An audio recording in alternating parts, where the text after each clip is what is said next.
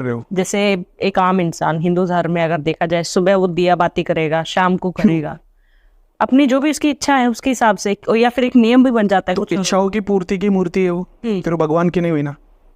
But कुछ लोग जैसे अटैच भी होते हैं, जो उनका मानना ये है कि पूजा ऐसे ही होती है। क्यों कर रहे हैं, मतलब पहली बात है कि क्यों कर रहे हैं। मुसलमान नमाज क्यों पढ़ रहा है? जन्नत के लिए, उसके काम हो जावे, तो वो खुदा के लिए नहीं पढ़ रहा। तो कोई बोलेगा खुदा को नमाज की ज़रूरत नहीं है, और खुदा किताब में बता रहा है कि हमने तुमको इबादत के लिए बनाया है। तो आप जैसा बोल रहे हो, तो मैं बोल रहा हूँ कि वो क्यों कर रहा है। क्योंकि उसकी इच्छाओं की, मतलब घर गृहस्थी रहे, सुख शांति रहे, अच्छे कर्म करे, मरने के बाद में स्वर्ग मिले, इच्छा हो गई। तो तुम्हारी इच्छाओं की मूर्ति, वो भगवान की मूर्त नहीं है।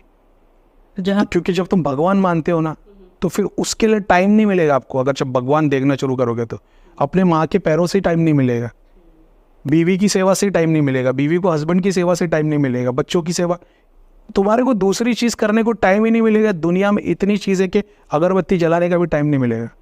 अगर आपको ये बता दिया जाए कि आपको डेली एक काम है और 1000 लोग को, भगवान कल आ जाए और आपको बोल दे कि डेली तेरे को 1000 लोगों को खाना खिलाना है, सारी चिंता मेरी, सब कुछ किचन में रोज़ सुबह आएंगे, अवेलेबल रहेगा, अपने हाथ से देना, तुम शुरुआत में हाथ जोड़ के भगवान का नाम भी नहीं ले पाओगे। क्योंकि उसने कर्म सिद्धांत पे इतना बड़ा काम दे दिया। जिसके पास काम नहीं है ना, वो 6 घंटे बैठ के टिंग टिंग टिंग टिंग टिंग करते रहेंगे, नमाज पढ़ते रहेंगे। क्या है? अपनी इच्छाओं की मूर्ति है वो। तो पहले समझ लो इच्छा क्या है तुम्हारी। आपने राम जी की मूर्ति लगा के रखी है, आप मांग रहे हो सोने का महल बन जाए, शादी हो जाए, सब घर गृहस्थी में खुशी से रहे। राम जी खुद खुश नहीं थे गृहस्थी में, उनको वनवास पे जाना पड़ा, नंगे पैर चले, सीता माता के लिए इतनी बड़ी लड़ाई रही। हम सोच रहे, बोले भैया बहुत टेंशन है, बहुत तकलीफ है, परेशानी है। मिला ऐसा कोई भगवान बना दो, बता दो जो परेशान नहीं था। शिव जी, राम जी, कृष्ण, सब परेशान, सब श्राप, सब ने झेले। तो तुम कैसे सोचते हो कि उसका नाम लेने से तुम सुखी हो जाओगे? झेलना पड़ेगा। ये कर्मों का सिद्धांत समझ लो कि भाई मैं आया हूँ, झेलना ही पड़ेगा। उसके सामने रोने से अच्छा वो 2 घंटा किसी और पे डाल दो, तो शायद उसकी दुआ लग जाएगी।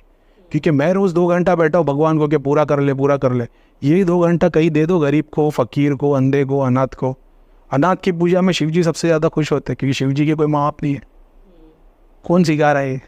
कभी जाओ देखो अनाथों की मदद करके, अपने अंदर का शिव जाग जाएगा। जब तुम उनकी आंखों में ना उनका शिव तुम्हारे अंदर देखोगे, कि जब तुम जाओगे और वो लोग आगे भाग के कि हमारा शिव आ गया, कौन है वो शिव जो उनका पूरा करके देने वाला। बाहर शिव ढूंढने की ज़रूरत नहीं पड़ेगी, तुम्हारा ही जाग जाएगा।